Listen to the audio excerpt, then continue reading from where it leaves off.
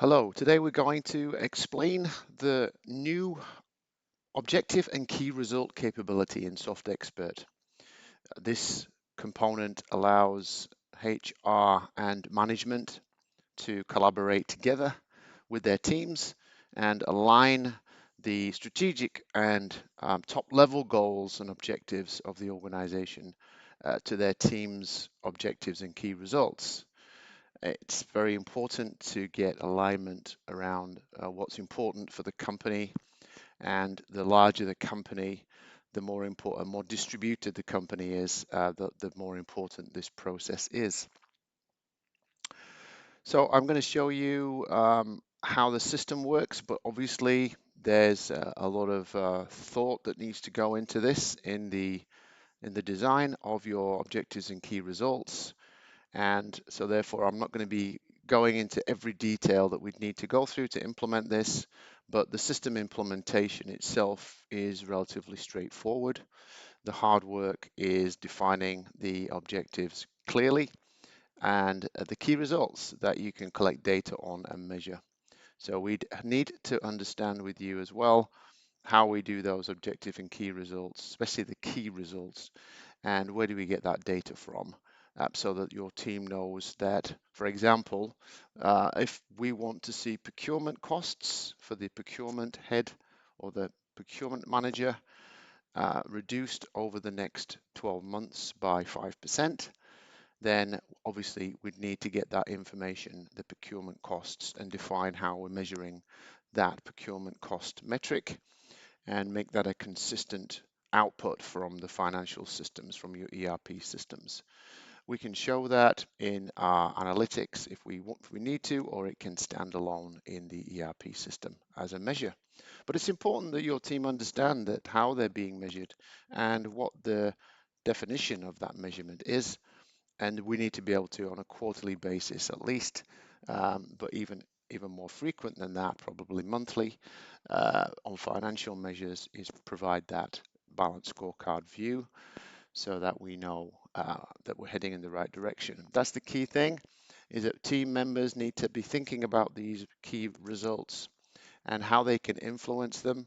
We also need to coach them as well on what are the key result levers and what's the biggest lever. So there's potentially some workshop work that we could do with you together to with the SMEs and finance team and procurement team, for example, so that we could identify what are the highest impact levers in the next 12 months that can drive that measure, i.e. reduce the procurement costs.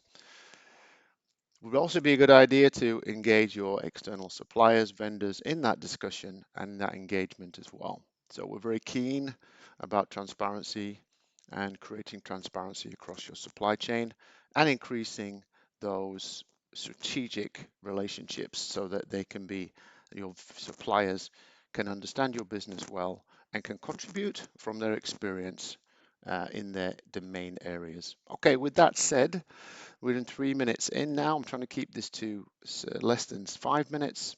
So I'm going to do a quick demo now of the objectives and key results. And what we have here is a new module called Objectives and Key Results. And in here we have some configuration setup. And this is the first thing we need to do, is define any general parameters. And the general parameters are what attributes do we want attaching to the objective or the key results. And so in this case, instance, I've created a country business unit list. And so therefore you can assign objectives to the Benelux or to Germany, etc. And we can report on progress against each of those country business units. But any attribute can be defined. It could be a product. For example, we could have a procurement goal that wants to be focused on specific product group, and therefore we could create an attribute for product group and see against that product group the progress to reduction of procurement costs. Okay, so they're the general parameters, pretty straightforward. And a little bit more setup here. We have a team, and we have to, I've set up a couple of teams here. We've got the planning team, and with users in it and security in it. I haven't added any users yet, but that would be straightforward. But if we look at the procurement team, I'm the procurement manager in that team, and therefore that's who I'd allocate this objective and key result to. Okay, that's pretty simple. And then we have general setup. The first thing is we need to define the period for the OKR, and I'm going to search for a period here, and therefore I've set up a period. In this case, it's define Q4 24, the period to from, and what the check-in update is. So the system knows when to initiate check-ins automatically, so that the manager and the person assigned to the objective and key result knows that every 2 weeks we need to have a check-in, and the system generates those check-ins. We assign a responsible for this, and the next thing we want to do is go to the objective, and we can create an objective here. So let's say we want to implement integrated capacity planning, and we pick our period, and we can have an upper level strategic objective if that's a sub objective of the main business objective. So we can have a hierarchy of objectives, and in here we have a description. We have who are we assigning this to. We can typically assign it to a position, okay, or we can assign objectives to a whole team if that objective is a team objective. And yeah, so we might have an overall objective for the team in Benelux to increase sales by 3%. Bad example, but you get the idea. Okay, and then so once we have a position in here, we then assign a responsible for that key objective. And obviously I've got a few, this is a test system, but I would have the procurement manager or the head of supply chain or whoever in this. And then we save the objective. That's really straightforward. We can also, okay, so once we've got an objective, you can see here that the status is in progress. And I've created this reduced procurement costs by 10% for the period Q4 24. And you can see here that we've got a 12.5% progress. So how does that work? It's very straightforward. We open the data.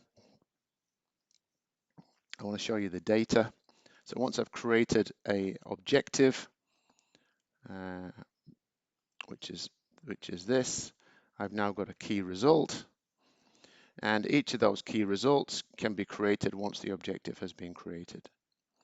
And in here, you can see that I've got key result 1, which is the cost of the procurement as a percentage of goods sold, and key result 2 and key result 3, and so on.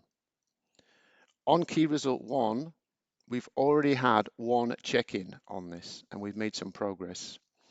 And therefore, that's why that progress bar is 50%. We haven't had any check-ins on any of the other objectives at this stage.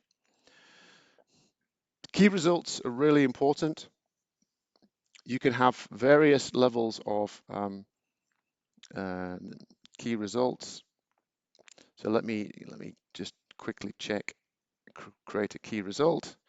So I'm going to create a key result 2, key result test. That's what the key result is, and getting that clarity on exactly what we're trying to achieve is really important. Who is responsible for that? So there's a responsibility here, and I'll make myself responsible for that. what weight are we applying to that key result? So let's say that we've already designed that there's going to be 5 key results to that key objective. Then we might want to make this 20%. In this case, we'll leave it at 1. If one of the key results has the biggest leverage on achieving the objective, then we would have the weighting at a higher level of weighting. Okay, and then we have several options in how we want to measure and track the progress of the key result.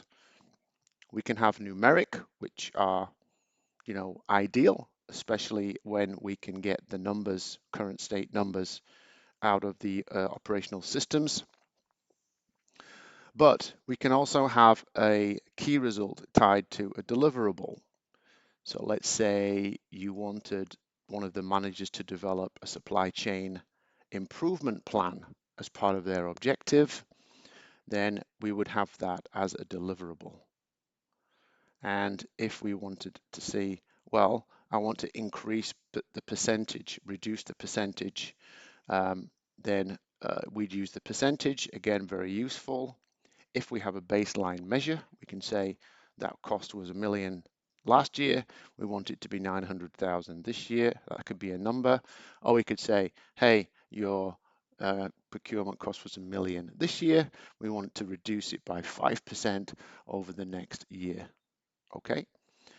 Once we've got a percentage or a numeric value, we have an initial value, which is the measure that you've already taken from your analysis. And then we have a target value. So this is the current state. This is the future state when we achieve the target at the end of the period that we've defined. And there's a value criterion, which says I want to decrease, increase, or maintain the value. For example, maintaining the value could be I want to maintain the current employee turnover rate for your team because it's at the standard and level that we expect. So therefore, if that turnover team increases, that would be a step in the wrong direction and would not contribute to the performance input for the performance review. Okay, so we're going to do a quick percentage here. We're going to say that your initial value is